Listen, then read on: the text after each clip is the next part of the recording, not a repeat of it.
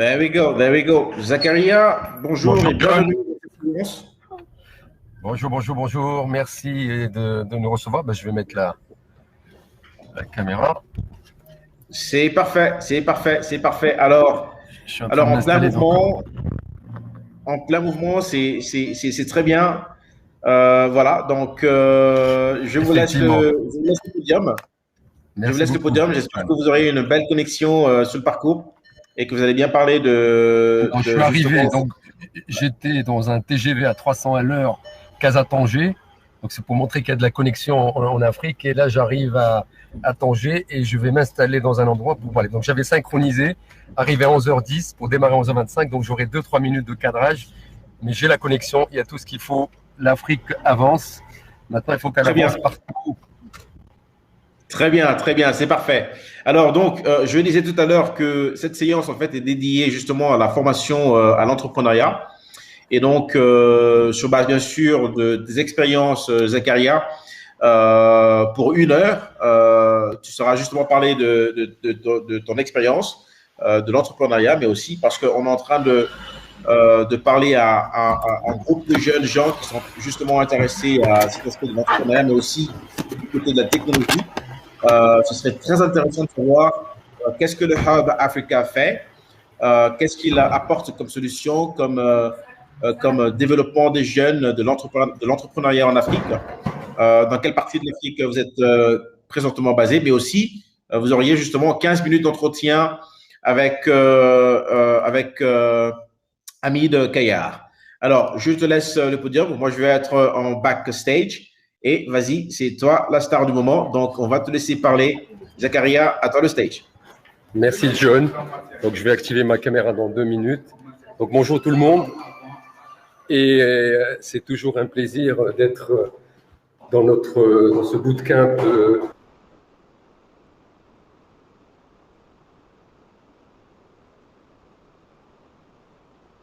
vraiment important qui est effectivement l'entrepreneuriat et l'entrepreneuriat sur le continent. Quelques mots un peu sur le parcours et un peu faire le lien avec cette thématique. Il y a une dizaine d'années, j'ai eu la chance d'être élu président du Centre des jeunes dirigeants à l'international. Et la première chose qui m'est venue à l'idée, c'est qu'est-ce que je pouvais apporter comme contribution pour pouvoir effectivement faire en sorte qu'il se passe des choses,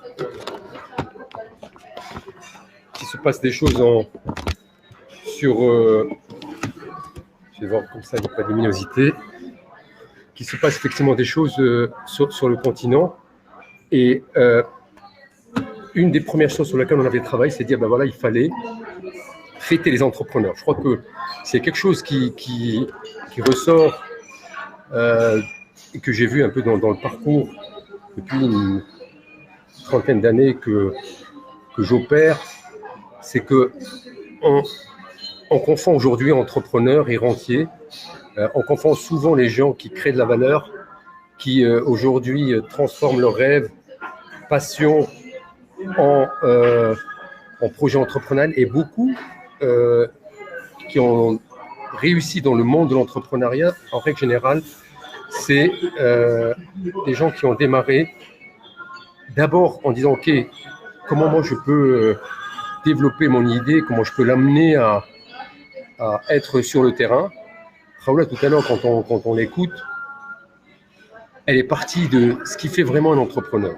C'est on rencontre une difficulté, et il y a d'autres qui ne verront qu'un problème, ils disent voilà, ça marche pas, il y a un problème, on ne répond jamais en heure, en temps et en heure. Et puis il y a l'entrepreneur qui dit tiens, il y a une problématique, donc il y a une solution, et l'entrepreneur vient toujours avec des solutions. Donc s'il y avait un point commun chez les entrepreneurs, c'est qu'ils voient des opportunités là où les gens voient des problèmes. Et ça, c'est un mindset qu'il faut aujourd'hui faire valoir. Et c'est pour ça que quand on a lancé Hub Africa, un de nos gros chantiers, c'est de dire que l'entrepreneur démarre à l'école. L'entrepreneur, on ne se réveille pas un jour entrepreneur. Et pour beaucoup, sur le continent, être un entrepreneur, c'est être le fils d'eux. Vous savez qu'on parle de l'idée, si mon père a été entrepreneur, je peux effectivement créer mon entreprise. Mais si effectivement je suis fils d'ouvrier ou de fonctionnaire, ben, c'est pas pour moi. Et je crois que cette logique implacable, cette croyance que c'est toujours pour les autres, je pense que c'est un des objectifs phares aujourd'hui de Hub Africa, c'est de dire que ensemble on peut y arriver. Parce que un autre point que nous on a relevé aujourd'hui à Hub Africa, c'est que ce qui tue un entrepreneur, c'est l'isolement. Parce que quand vous avez une difficulté et que vous pensez qu'il est compliqué aujourd'hui de la dépasser, ben, qu'est-ce qu'on fait? Ben, on suppose que c'est impossible de résoudre le problème parce qu'on n'a personne vers qui se retourner. Alors que quand vous êtes en réseau, ben, très souvent, le problème ne devient jamais insoluble.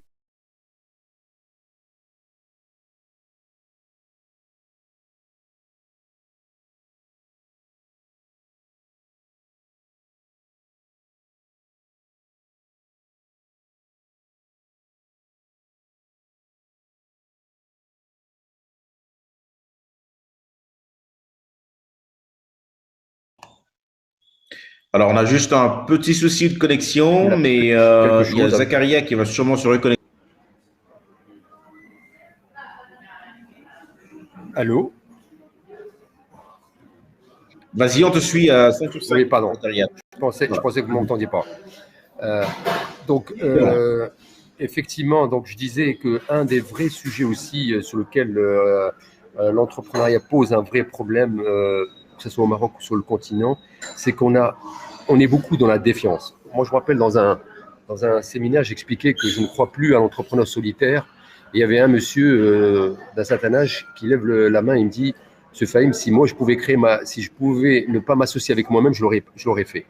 Donc, on est vraiment dans un état d'esprit où on pense qu'il n'y a pas des gens avec qui on peut co-créer. Et vous le voyez bien, tous les projets qui réussissent, tous ceux qui deviennent des licornes ou qui sont dans une perspective d'être des projets de classe mondiale ou au moins, disons, qui ont dépassé l'embryon du projet qu'on avait dans la tête, sont nés dans le cadre d'un collectif. Et ça, je pense qu'il faut le rappeler avec force aux jeunes qui nous écoutent. On peut être le plus brillant, on ne peut pas tout faire. L'entrepreneuriat, pour moi, c'est comme un joueur de foot. Ben, si vous dites à un joueur de foot, tu vas jouer tout seul, il vous dit ben, je vais faire du tennis, mais c'est plus du foot. Donc, il faut comprendre que dans une équipe, ben, il y aura la personne qui va marquer les buts, c'est le commercial, et il y a celui qui va attraper les balles, c'est celui qui va protéger l'organisation, l'audit interne, puis il y a ceux qui font les ailiers, ben, c'est effectivement les fonctions support. Donc, on a besoin de rappeler que l'union fait la force. Moi, j'avais écrit une tribune où je disais, je revendique la mafia des honnêtes gens.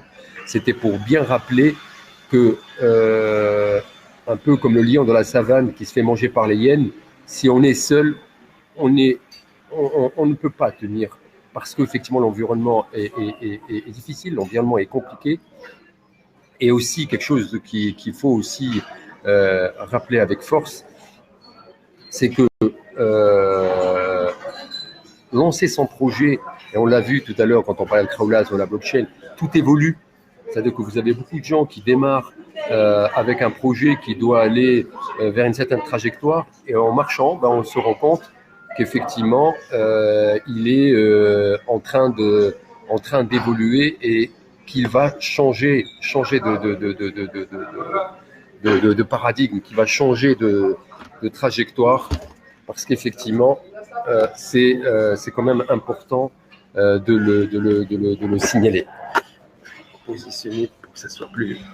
Et aussi, ce qui est aussi important dans ce cadre, c'est de rappeler, et ça je crois que c'est quelque chose que je vois très souvent, c'est qu'on a peur, quand on est sur un projet, on a peur de le démarrer un peu brut. Toujours je pense, une des raisons des échecs ou de cette frustration, c'est qu'on veut tout boucler. Et on le sait bien, pour ceux qui ont créé des entreprises, on n'a jamais bouclé. Beaucoup nous le disent, quand vous pensez que votre projet est ficelé à 100%, c'est que vous êtes en retard. C'est que quelqu'un a déjà démarré votre projet. Donc, il ne faut pas apprendre. Vous savez, Bill Gates, quand il a lancé le DOS, et ça aussi, je crois que c'est quelque chose qui est très important qu'on oublie, il ne faut pas avoir créé forcément de zéro pour réussir.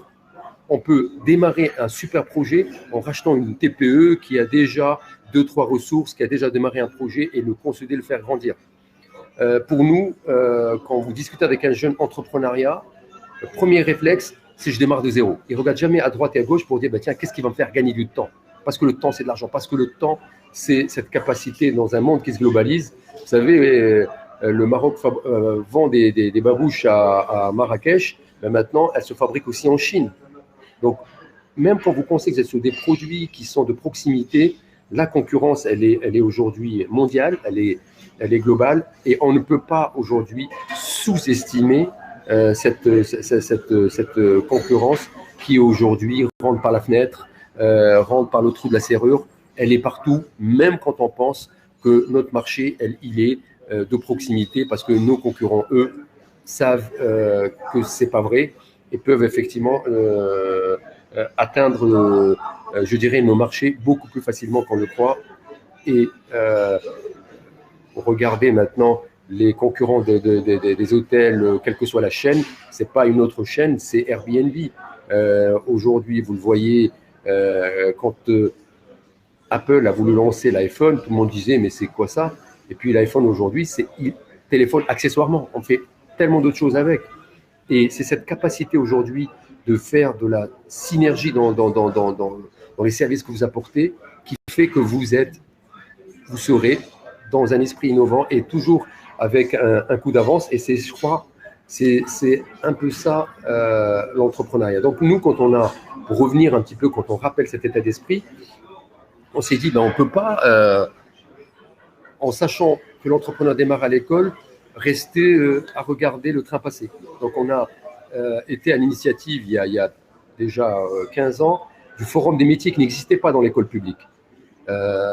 En troisième, c'est-à-dire en dernière année de collège, on fait des forums pour expliquer les métiers de demain, pour dire qu'effectivement médecin c'est bien, pilote c'est bien, mais faire de l'intelligence artificielle, être un data analyst, être dans les métiers d'artisanat, dans les métiers de très manuels, valoriser aujourd'hui les métiers et dire que c'est possible de trouver son chemin et que son chemin n'est pas forcément rester à l'université. Maintenant, vous avez des gens qui vont faire du droit pour rester à l'université, pour dire je suis étudiant, mais à la fin, quand vous dites mais pourquoi vous faites ce type d'études, il n'a pas de réponse. Il ne met pas un lien entre ses études et sa projection personnelle et le plaisir de dire je serai un acteur utile dans la cité et je peux faire quelque chose. C'est pas quelque chose qui regarde. Et je crois que c'est cette volonté aujourd'hui de connecter, et c'est pour ça qu'on a dans ce forum des métiers, on a connecté des parents d'élèves ou des anciens, parce que un peu comme sur beaucoup de pays dans le continent, à part le Rwanda, et ça je pense que c'est une école, tous les gens nantis ont emmené leurs enfants dans l'école privée, et aujourd'hui quand vous voulez savoir quelle est votre situation ou votre classe socio-professionnelle, ou est-ce que vous êtes dans la classe A ou la classe D sur un plan de vue revenu, il suffit juste de dire où sont vos enfants. Et tout le monde le sait aujourd'hui. Par exemple, si on prend le cas du Maroc, quand vous dites que mes enfants sont à l'école publique, on sait que vous êtes revenu SMIC, plus ou moins. Cet état de fait doit être aujourd'hui conjuré, et c'est pour ça qu'il y a aujourd'hui un nouveau modèle dans lequel l'esprit entrepreneurial devient important. Ça a été dit en introduction de cette journée que les gouvernants ne peuvent pas embaucher tout le monde, et moi je pense qu'ils ne doivent pas embaucher, parce qu'effectivement avec un continent jeune, avec un continent qui peut et qui doit être aujourd'hui un hub avec notre force qui sont les jeunes, on doit être dans l'air du temps et développer l'esprit entrepreneurial en rappelant que ça ne veut pas dire toujours, et ça c'est un peu la hantise de beaucoup, c'est la précarité, c'est effectivement l'impossibilité de protéger sa santé. Par exemple, sur Hub Africa, on a été aussi pionnier et on a fait beaucoup de lobby pour mettre en place ce qu'on appelle le statut d'auto-entrepreneur, qui permet de créer sa boîte avec 5 clics sur Internet, d'avoir une couverture sociale. Et actuellement, je suis président de cette association des auto-entrepreneurs et on est en train de lancer une plateforme digitale parce que je crois qu'on le voit dans notre exercice aujourd'hui, c'est que si on veut aller vite et disrupter aujourd'hui, et notamment toute la problématique de rupture numérique, il va falloir trouver le meilleur des deux mondes, le physique et le digital. Et même dans le digital, là, on est en train de travailler sur une émission qui va être sur Internet, mais aussi avec des spots qui vont être des SMS pour dire qu'aujourd'hui, tout le monde a un téléphone portable, peut-être tout le monde n'a pas Internet tout le temps, et on va faire des push vocaux juste pour donner des messages dans la langue, dans le bon territoire et au bon moment. Ça peut être pour des agriculteurs, ça peut être pour des artisans, des commerçants. L'idée, c'est de ne pas toujours confondre numérique, digital et toujours Internet. On doit être capable de faire du offline et du online pour aller de l'avant. Et ça aussi, la chance que nous avons, nous, les entrepreneurs, c'est qu'on est toujours dans la solution et on n'est pas en train, comme beaucoup de décideurs politiques, s'ils n'ont pas la picture parfois bouclée de bout en bout, ils ne sont pas capables d'aller l'avant.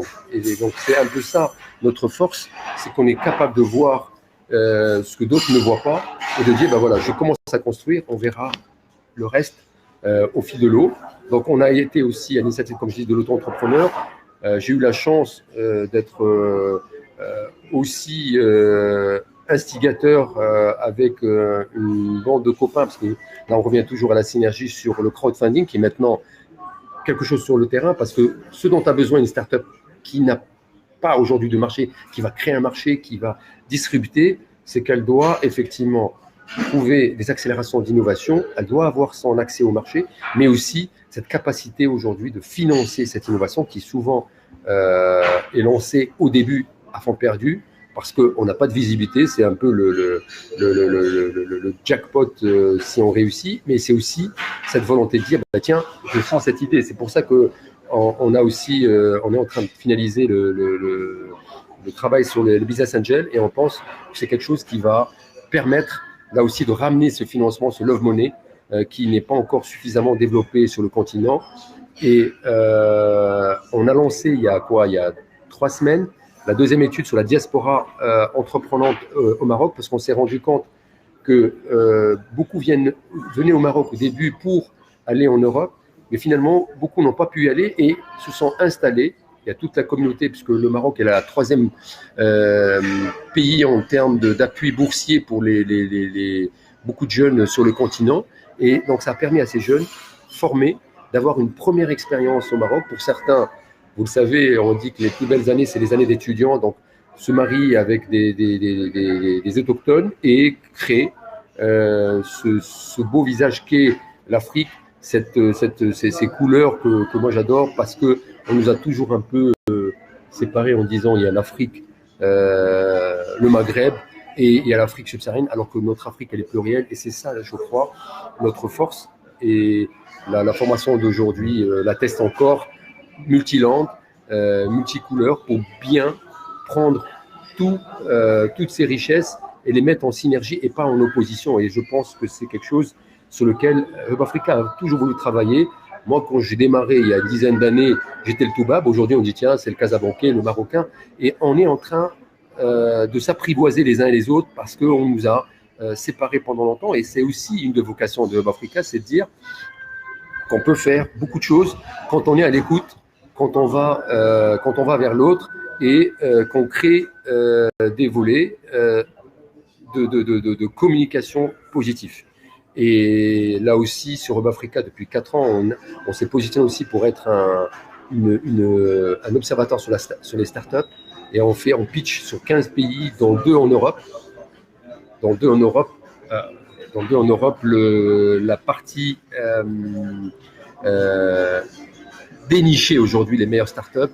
On passe des partenariats avec des fonds aujourd'hui pour financer l'amorçage. Ça peut aller de 120 000 euros et pour la deuxième phase, on peut monter à plusieurs millions.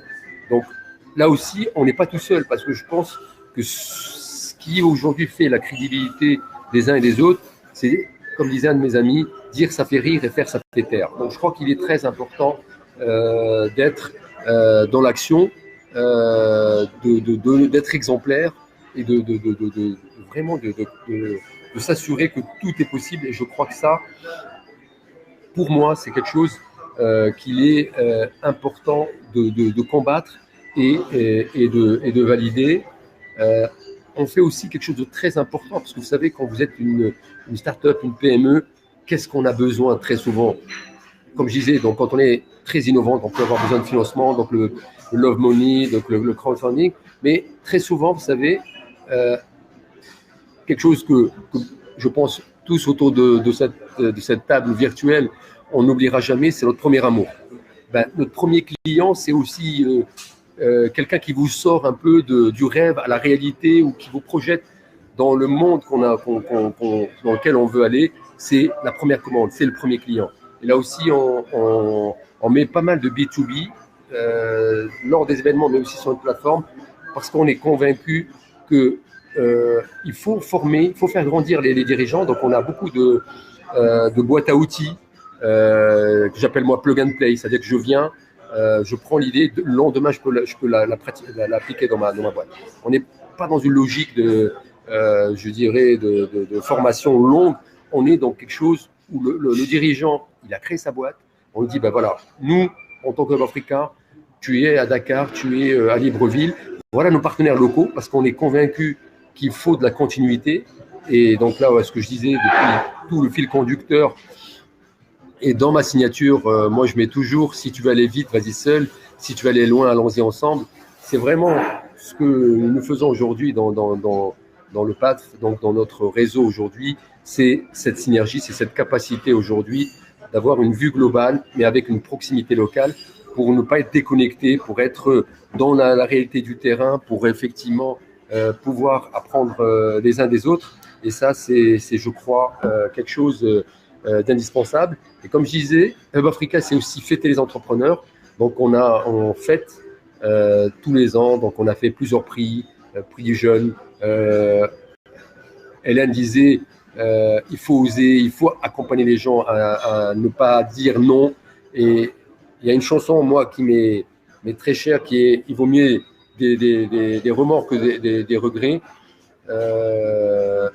Parce que quand vous faites moi j'ai toujours un entrepreneur, quand vous créez votre entreprise, vous avez 20 ans, 22, 23, pour moi, si ça ne marche pas, vous allez tomber du rez-de-chaussée, vous n'arrivez à rien. On se relève, on essuie son pantalon et on part sur autre chose. Par contre, quand vous tardez ou quand vous hésitez, à un moment donné, on se relève, il y a un pan de sa vie qui est passé, il n'est jamais trop tard, ça aussi, il faut se le dire. On peut créer son projet à tout âge, c'est pas ça le sujet. Mais le vrai sujet, c'est quand on pense qu'on a quelque chose, time is money. Time is le temps. Le train ne passe pas toujours deux fois au même endroit pour la même chose. Donc, il faut oser. Après, on va le faire. Après, on peut sortir, on peut revenir. Mais il faut arrêter de trop réfléchir et se dire c'est pas fait pour moi. Je crois que c'est ça un peu ce que Hub Africa veut insuffler, c'est cette capacité de se dire yes we can. Je peux le faire et il n'y a pas de raison que ça ne marche pas. Je m'entoure. C'est pour ça qu'on gère aujourd'hui en partenariat avec l'Université de Casablanca un incubateur et aussi et on participe à un centre d'innovation et de développement pour connecter ces startups, ces entreprises. On est aussi membre on a lancé un think tank et on est aussi ouvert sur des partenaires de classe mondiale Europe-Asie, notamment sur l'économie circulaire, parce qu'on pense que ça aussi, sur le continent, c'est des vrais sujets, parce que c'est je crois, notre responsabilité d'amener nos décideurs qui souvent, pour ceux qui collaborent aujourd'hui avec le politique, ils ont beaucoup de doléances et très peu de gens arrivent avec des solutions. Et je crois que c'est vraiment notre signature aujourd'hui, notre marque de fabrique, nos entrepreneurs, c'est qu'on ne vient pas avec les mouchoirs en disant tiens, il fait pas beau, on vient avec des solutions et pour sortir par le haut. Et ça, c'est quelque chose dont tout le monde veut aujourd'hui et que nous, on est capable d'opérer et de faire de façon très, très, très claire. Donc, je crois que c'est ces éléments. Donc, ne pas avoir peur de se mettre en réseau, s'informer, être dans la résilience, parce que ça a été dit aussi, Raoula disait tout à l'heure, on crée pas une entreprise pour gagner beaucoup d'argent. Vous savez, moi, quand j'ai lancé Hub Africa, c'était d'abord un projet associatif. Facebook était d'abord un projet d'une école pour se connecter. Puis après, c'est devenu ce que c'est devenu.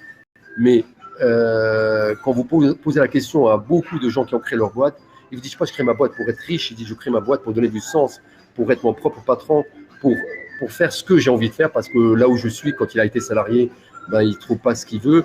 Et donc, il a envie de donner le là. Et je crois que c'est ça le plus important.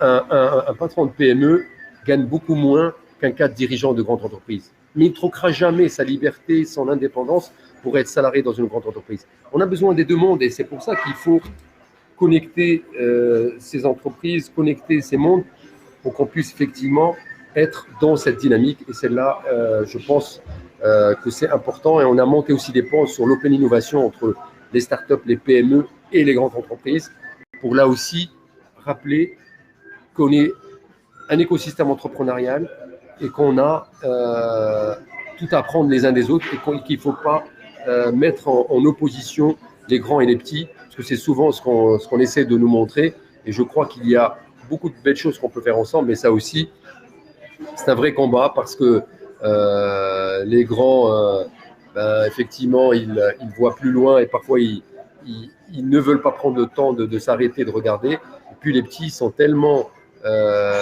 souvent effarouchés.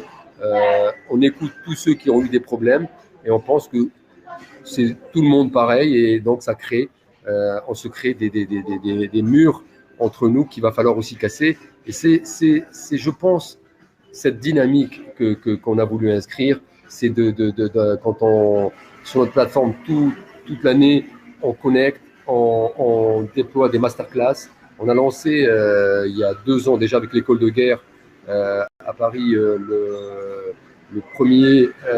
la première collection sur l'intelligence économique pour les PME africaines, parce qu'on est convaincu que là aussi, il faut aujourd'hui des éléments pour et là c'est gratuit, on peut aller sur hubafrica.co et rentrer dans cette collection et apprendre comment utiliser comment faire de la veille, comment aujourd'hui appréhender l'information, parce que on ne peut pas continuer à avoir des entreprises européennes, américaines, asiatiques qui ont plus de data, plus d'informations sur nos pays, sur nos écosystèmes que nos PME qui souvent n'ont pas les moyens d'acheter des études et sont souvent dépassés. Donc cette asymétrie d'information, on veut la casser. Et donc là aussi, on a participé à mettre en place cette collection digitale. J'ai prévu une vidéo, je vais voir si j'arrive à la partager. Ouais, donc je fais partager, donc partager un écran. Je vais voir si j'arrive à le récupérer. Donc, oups, attendez. Je vais annuler et je vais voir si je peux aller le chercher. Donc,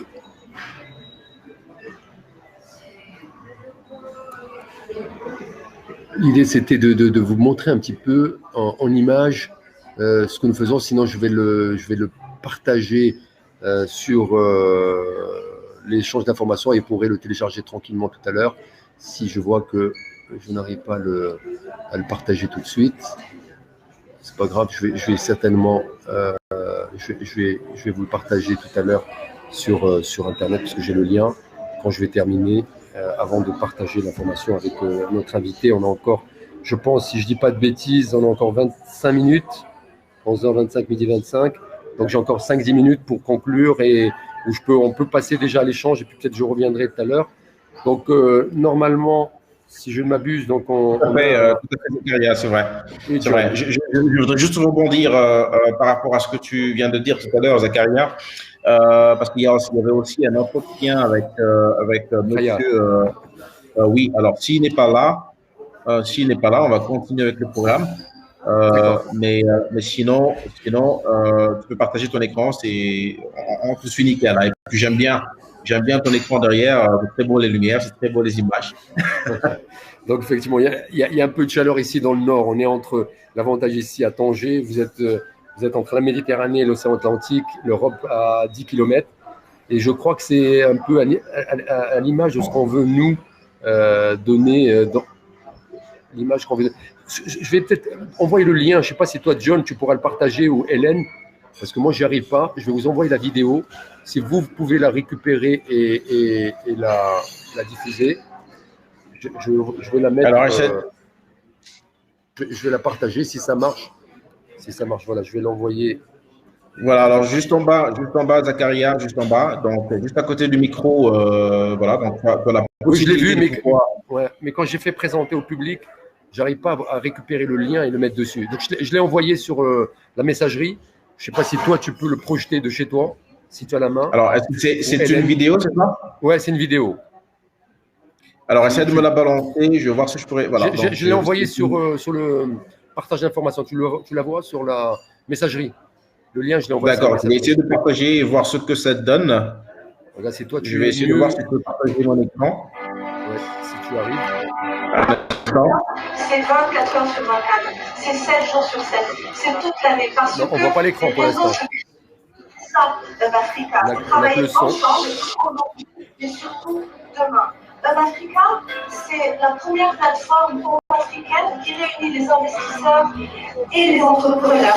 Voilà, donc, génial. Job Africa, c'est aussi une volonté pour véritablement créer cette culture, cet esprit, parce que j'ai toujours accompagné, moi-même j'ai accompagné cette initiative depuis sa naissance en la parrainant parce que j'y crois.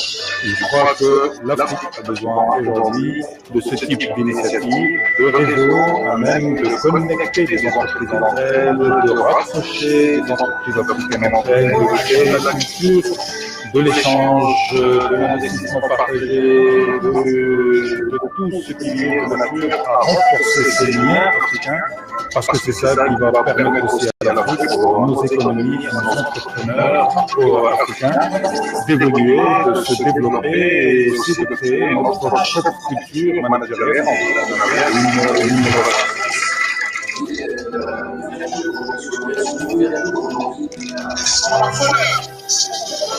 L'accompagnement fiscal, ça permettra de booster l'innovation et ça permettra de booster l'innovation le miracle. Mais ce qui est le ça, c'est la première présidente de l'île Maurice. L'éducation gratuite en 1906.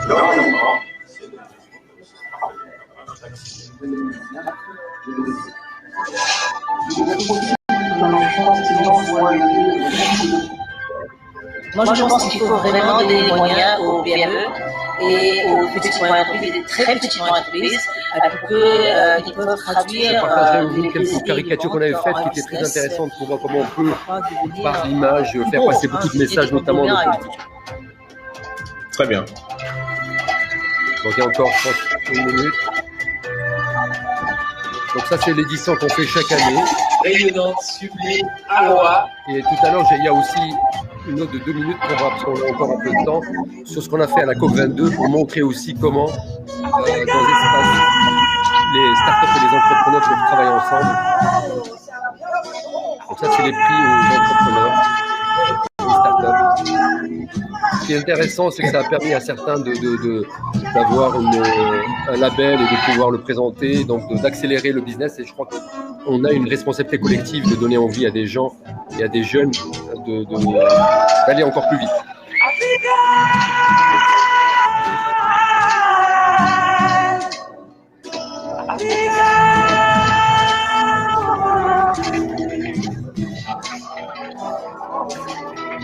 Ça, c'est les prix des entrepreneurs. Donc, c'est 7 prix avec un jury international pour choisir. Et les trophées ont été dessinés par un artiste sur mesure, en faisant sur l'Afrique, ces racines qui partent de chacun d'entre nous pour créer de la valeur. Lui, c'est un grand designer africain qui a fait de très belles choses qui s'appelle Hicham Mahmoud. Je ne sais pas si on va entendre ce qu'elle va dire, mais je vais le redire. Elle dit, qu'est-ce que vous... Voilà, la question était posée, qu'est-ce que vous pouvez dire aux jeunes femmes pour qu'ils créent leur entreprise? Elle dit rêver et surtout oser. Donc, donc là, on a vu. S'il n'y a pas de questions, donc j'ai un truc sur. Moi, j'aimerais rebondir, Zakaria, sur ça. Je t'écoute. Je dis, j'aimerais rebondir justement sur ça. J'ai trouvé cela extrêmement passionnant, que ce genre de choses, d'activités se passent dans d'autres parties de l'Afrique. Et sincèrement, bien sûr, je me rends compte que c'était bien sûr à l'avant-Covid, dans 2019. Oui, c'était le dernier avant Covid, exact. Voilà. Et donc, est-ce que en 2020, bon, j'imagine peut-être pas, mais est-ce que tu envisages en fait relancer certaines activités dans ce sens pour 2021 et going forward? Et comment est-ce que l'on pourra toujours rassembler les jeunes entrepreneurs qui font du travail phénoménal de toutes parties d'ailleurs en Afrique, afin de développer cet écosystème et stimuler l'économie numérique en fait de l'Afrique?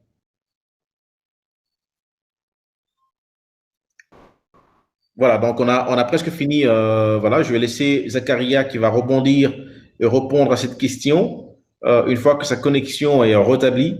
Mais je trouve ce qu'il fait extrêmement passionnant. Hein, je trouve ce qu'il fait extrêmement passionnant. Voilà, je vois qu'il a perdu de connexion, mais on va attendre quelques instants pour qu'il revienne et répondre à ces questions et avant que l'on puisse prendre un break. D'accord? Je suis sur mon téléphone et ça coupe quand ça sonne. Autant pour moi. Ouais, c'est vrai. Alors, la connexion est bonne. Vas-y, reprends la question. Donc, je disais effectivement, l'objectif, c'est de le faire en novembre. On avait déjà fait le roadshow et c'est ça un peu ce qu'il faut retenir, c'est que avec le Covid, on a fait des choses exceptionnelles qu'on n'aurait même pas imaginé faire parce qu'on a été amené à plus s'appuyer sur nos partenaires locaux. On faisait des roadshows sur 15 pays, on n'en a fait que 12. Mais ceux où on n'est pas parti en physique, nous, on était en digital et nos partenaires étaient physiquement sur place. Donc, l'idée, c'est de ne pas s'arrêter, c'est de s'adapter. Et moi, j'ai toujours, il ne faut pas vivre après le Covid, il faut vivre avec. Et si on l'a intégré, on le gère mieux et on n'est pas dans la question, mais quand il va partir, ça y est, il est dans le paysage. La fièvre jaune, plus personne n'en parle parce que ça se passait que chez nous. Maintenant, il se rend compte que c'est un virus qui est à l'échelle planétaire. Il va falloir effectivement. Et c'est vrai que les gens du Nord ont tellement été en confiance en pensant qu'ils ne pouvaient jamais se voir interpellés par un virus, une maladie, qu'ils ont oublié que la vraie vie, c'est celle-là, que la nature est plus forte que nous. C'est un peu comme la pub de Vega. Vega est plus fort que toi. Et donc, je crois que c'est ça que nous, on a retenu. Donc, on va continuer à faire. Là, on vient de finir des sessions de formation sur l'esprit entrepreneurial ouvertes à des jeunes avec un focus sur la diaspora basée au Maroc. On a formé une quinzaine de personnes. On relance un chantier en septembre. On a fait, comme je disais, une étude sur la diaspora et on est en train de voir aujourd'hui quels sont les leviers, comment on peut accompagner, parce que je crois que c'est une période extraordinaire. Si on la prend comme étant une période extraordinaire, on peut faire des choses qu'on n'aurait même pas imaginées. Vous savez qu'au Maroc, on peut se marier digitalement.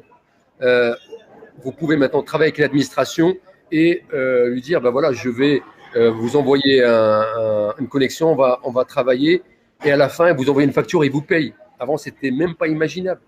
S'il ne vous voit pas physiquement, vous pouvez rêver en couleur, vous n'aurez jamais votre argent.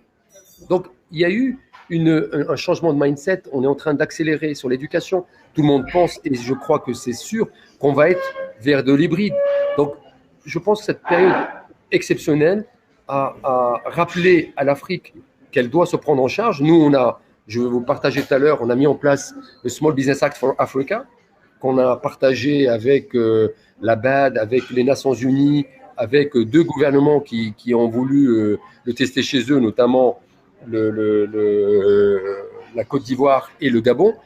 Et je crois que c'est ça un peu la ligne conductrice qui doit rester, c'est comment nous, entrepreneurs, quand on a des idées qui dépassent nos personnes, on peut les déployer vite et bien. Comment? En considérant que c'est les politiques qui ont besoin de nous et pas l'inverse. Et ça a toujours été un peu un fil conducteur au niveau de Hub Africa, c'est de dire si on continue à être dans les solutions, il y aura toujours du monde pour venir. Et là, on est ça fait 10 ans qu'on existe, 8e édition. Quand on parlait de Hub Africa il y a 10 ans, les gens ils disaient mais de quoi ils parlent? Maintenant, tout le monde veut venir sur notre continent, tout le monde veut, mais on leur dit effectivement l'Afrique, c'est les Afriques.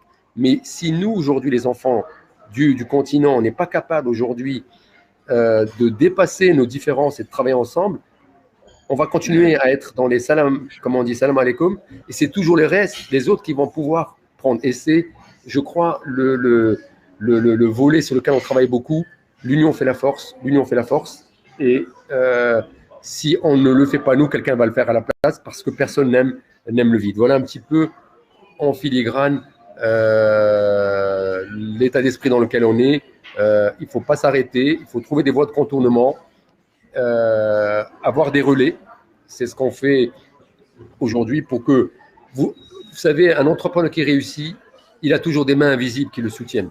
C'est la personne qui, à un moment donné, va acheter, vous savez, moi j'avais un ami qui dit, bah tiens, quand je vois des gens qui démarrent un projet, il me demande 10 et moi, ma valeur à moi, je l'estime qu'elle a 30, mais parfois il paye plus parce que ça lui fait plaisir et plus ça permet de push. Et je crois que c'est ça qui doit nous alimenter.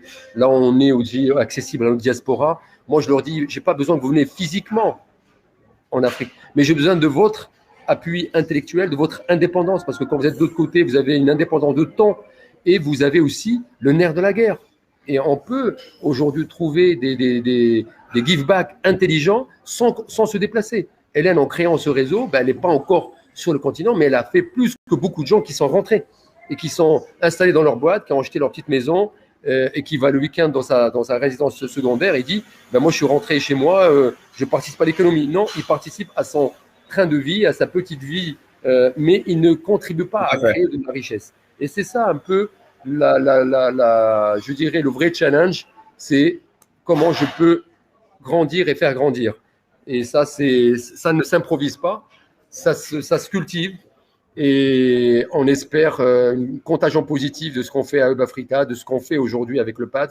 Parce qu'aujourd'hui, par exemple, c'est un jour férié. C'est pour ça que j'étais dans le TGV, etc. Parce que je me suis rendu compte que j'avais pris un engagement que on arrive à faire les deux du moment qu'on dit c'est possible de trouver la bonne porte d'entrée, d'être utile tout en se faisant plaisir. Et donc, je crois que c'est ça qu'il faut donner comme message à nos jeunes. Créer une entreprise, c'est beaucoup de plaisir. Parfois, on peut avoir du plaisir dans la douleur. Mais moi, j'ai toujours, quand on aime, on ne compte pas. C'est-à-dire qu'un entrepreneur, quand il crée sa boîte, il va passer 10 heures, 12 heures sur un projet. Il ne va pas dire, je vais facturer 12 heures. Il se fait plaisir, il est en train de construire. Et ça aussi, c'est des valeurs que nos jeunes oublient. Ils sont plus dans une logique McDonald's. Je veux manger, maman, fais-moi un super repas. Mais je suis pressé, je pars dans 5 minutes, il est arrivé chez sa mère il y a 1 heure, il veut repartir en ayant mangé le plat de sa mère et en faisant. C'est pas possible. Donc il y a des moments où il faut savoir ce qu'on veut et il y a des moments où il faut s'arrêter, respirer et dire que le temps long existe quand on arrive à profiter du temps court. Merci, j'espère que j'ai partagé une conviction. J'ajouterai une vidéo tout à l'heure, mais pas parce que là je pense qu'on a arrivé à la fin. Merci beaucoup, Zakaria, pour cette intervention. Elle était superbe. J'ai particulièrement aimé l'initiative de Hub Africa. Je voudrais, de toute façon, en fait, on est dans le conseil ensemble. Je voudrais bien en savoir un peu plus et partager et voir comment on pourra continuer à collaborer par rapport aux choses qu'on est en train d'accomplir ensemble pour le changement et l'avancée de l'Afrique. Merci beaucoup. On va prendre une pause d'environ 10 minutes parce que juste après, il y aura une petite intervention en discours liminaire en fait du Dr Lang Fafatampa, qui est secrétaire exécutif de l'ACALAN dans l'Union africaine. Donc, ce serait définitivement en fait une intervention intéressante de 10 minutes. Et juste après, on passera au premier panel. Donc, tous les panélistes de la première session de panel. On a 2 séances de panel seulement. Donc, dans le premier, ce sera sur la technologie dans la communauté. Et le deuxième panel qui sera modéré par Séraphin Personne, en fait, sera sur comment transformer l'éducation en Afrique centrale grâce au numérique. Alors, on va rebondir tout à l'heure là-dessus. Je vous en prie, faites une pause, prenez un petit café, un petit thé, dégustez dans le monde digital, partagez avec chacun d'entre vous. Moi, j'ai mon café ici, j'ai mon thé. D'accord? Ben, écoute, voilà. Hein? Qu'est-ce que tu as avec toi, Zakaria? Qu'est-ce que tu as avec toi? Tu as un verre de vin ou alors tu as un verre de café juste à côté? On va trinquer ensemble. Hein? Allez, là, je t'entends pas. Je ne t'entends pas.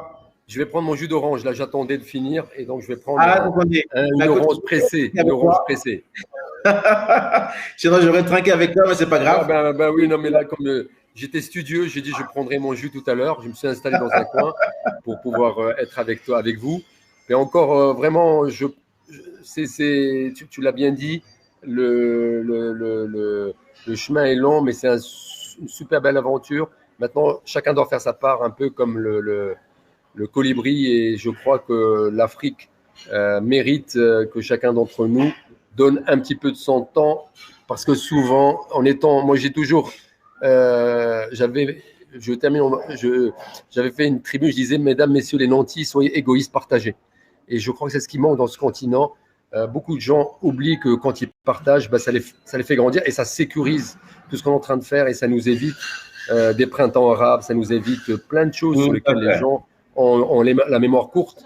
Mais on ne peut pas continuer à avoir des gens qui mangent du caviar et des gens qui disent Dieu va te donner quelque chose. C'est pas tenable. Et c'est ça un petit peu la capacité de rendre les gens autonomes, indépendants et de les mettre en réseau. Effectivement, avec de la foi, avec du sens, on arrive à avoir une société qui s'épanouit, et que, un peu comme on avait il y a quelque temps, on a les différentes classes sociales qui sont ensemble, et on n'a pas maintenant des gens qui se ghettoisent dans des bunkers, parce qu'effectivement, les riches et les pauvres ne se parlent plus, malheureusement.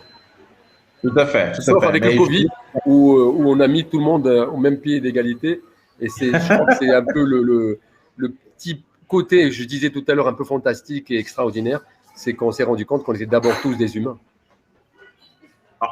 Justement. Mais tu viens d'évoquer un élément, donc le partage de l'information, le partage d'un événement. Et sur ce, je vous invite en fait à tous les participants de partager, liker, donnez-nous des cœurs si vous aimez. C'est toujours encourageant de voir qu'il y a beaucoup de personnes à travers l'Afrique qui sont en train de se mobiliser pour vous apporter de l'information comme celle-là. Partagez, donnez-nous des cœurs s'il vous plaît, et invitez vos amis, prenez des screenshots, partagez sur les réseaux sociaux pour dire aux gens que vous participez justement à cet événement. Et voilà, il y a Gwenaël qui pose une question. Can someone share the link for the Hermet here, please? Gwenaël, j'aimerais que ce soit un peu beaucoup plus précis. Est-ce que ce link ce serait beaucoup plus pour le partager avec d'autres membres, mais sinon, écoute, on prend une pause pour l'instant, on va développer davantage là-dessus dans le groupe.